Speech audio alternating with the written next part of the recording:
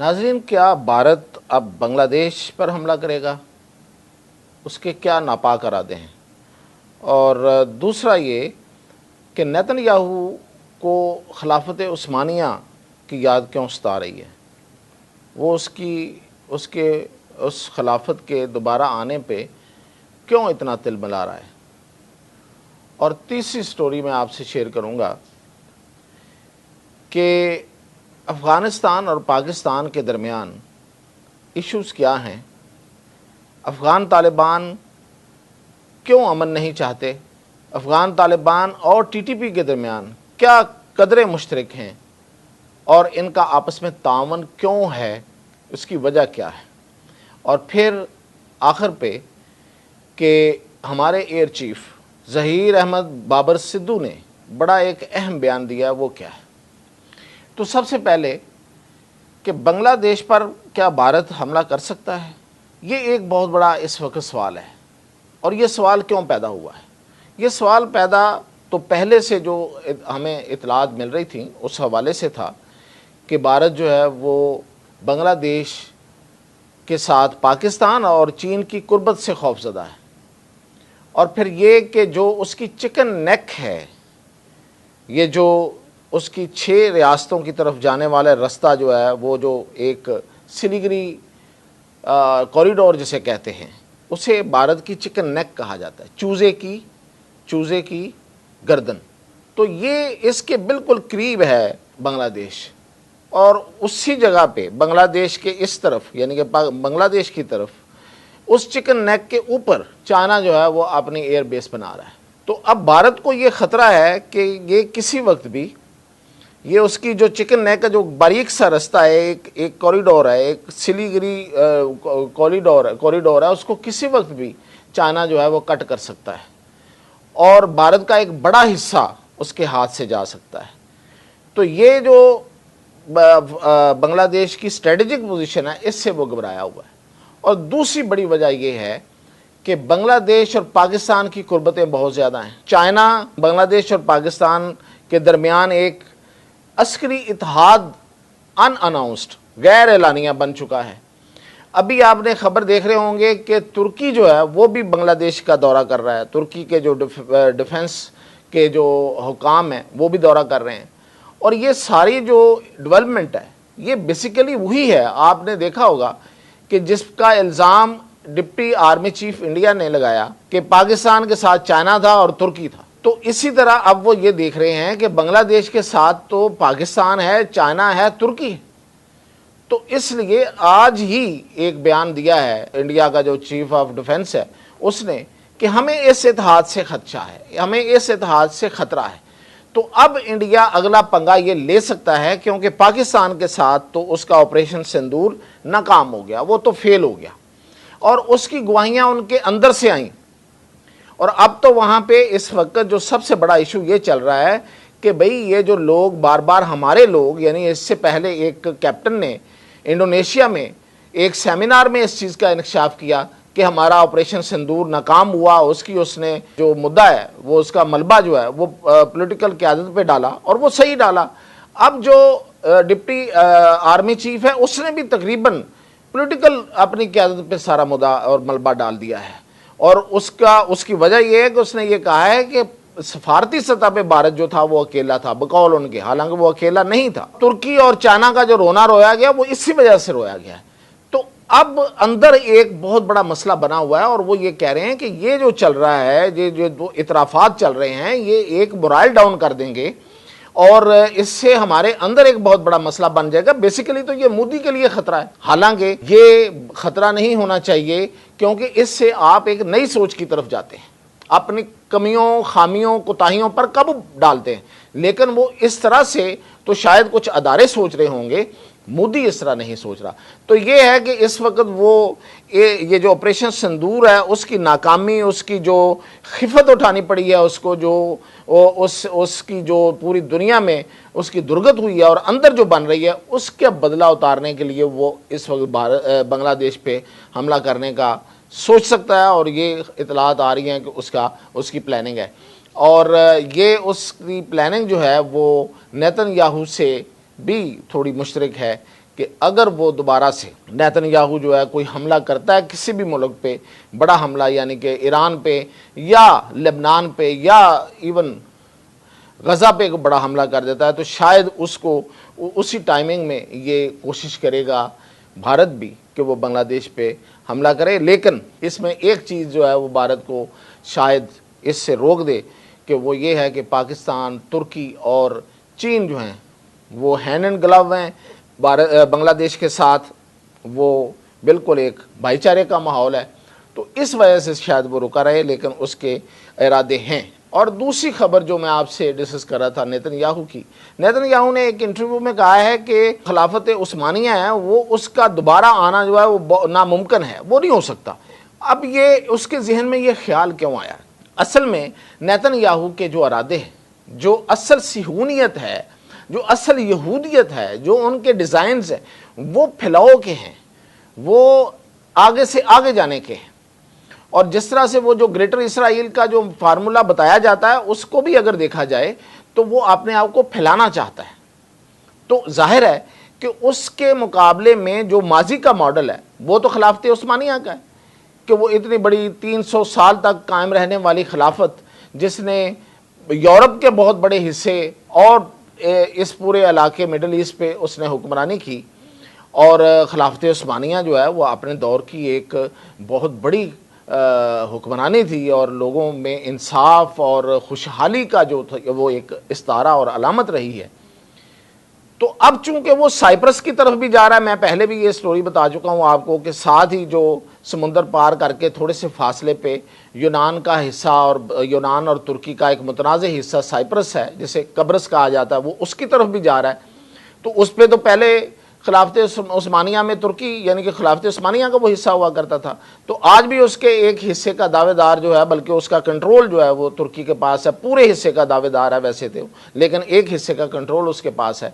تو وہ جو ایک حصہ یونان کے پاس ہے اس پہ اب یہ نظریں گاڑے ہوا ہے، اور وہاں پہ جا کے یہ بڑی تیزی سے اپنے پاؤں پھیلا رہا ہے، اور وہاں پہ زمینیں خرید رہے ہیں، اور وہاں پہ اپنے اسٹیبلشمنٹ بنا رہے ہیں۔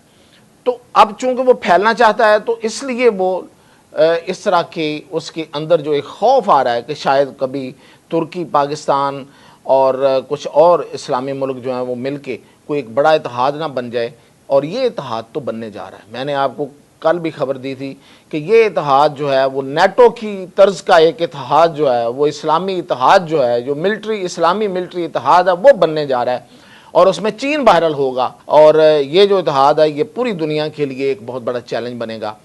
تو یہ ہے اصل میں اس کی وجہ جس کی وجہ سے اس نے یہ بیان دیا ہے۔ اب آتے ہیں کہ افغانستان جو ہے اس میں پاکستان کے ساتھ افغانستان کے جو تعلقات کی خرابی ہے یہ کوئی آج کی بات نہیں ہے۔ کیوں یہ طالبان جو ہیں یہ پاکستان سے امن نہیں چاہتے؟ Afghan Taliban T T P کے ساتھ کیوں ملے ہوئے ہیں، اور یہ دونوں آپس میں ان کے کیا مفادات ہیں؟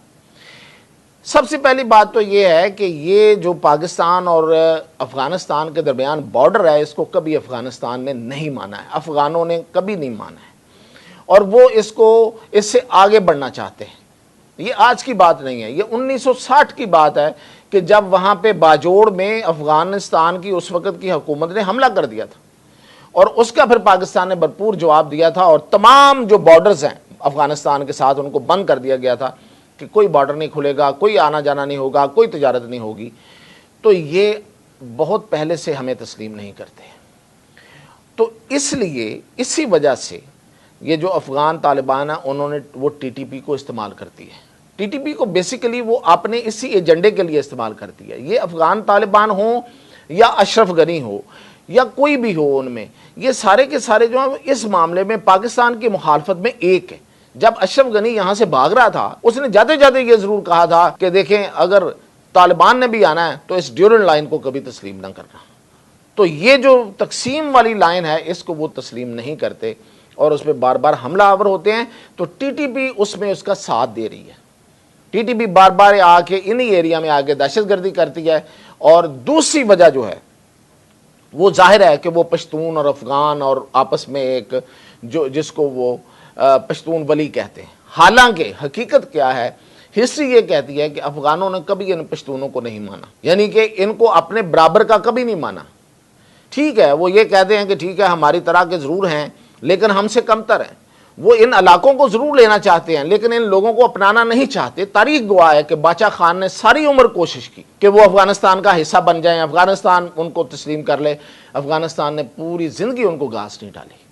اور آج ہارون بلور کا جو مسلم لیگ نون میں آنا، اور اس سے پہلے زاہد صاحب جو ہیں وہ مسلم لیگ نون میں آ چکے ہیں اے این پی کے، تو یہ اس چیز کی علامت ہے کہ اے این پی جو پشتونوں کی سیاست کرتی تھی اب ان کو بھی نظر آ رہا ہے کہ یہ سیاست اب پاکستان کے اندر نہیں ہوگی۔ اب میں اس کی طرف بھی آتا ہوں کہ یہ جو سیاست ہے یہ کیوں نہیں ہوگی اور کیا ہونے جا رہا ہے۔ دوسری بڑی وجہ جو ہے وہ افغان طالبان اور جو ٹی ٹی پی ہے ان کے درمیان وہ یہ ہے کہ یہ جو ٹی ٹی پی والے ہیں یہ افغان طالبان کو پیسے بنا کے دیتے ہیں منشیات سے۔ پیسے کہاں سے بناتے ہیں؟ منشیات سے۔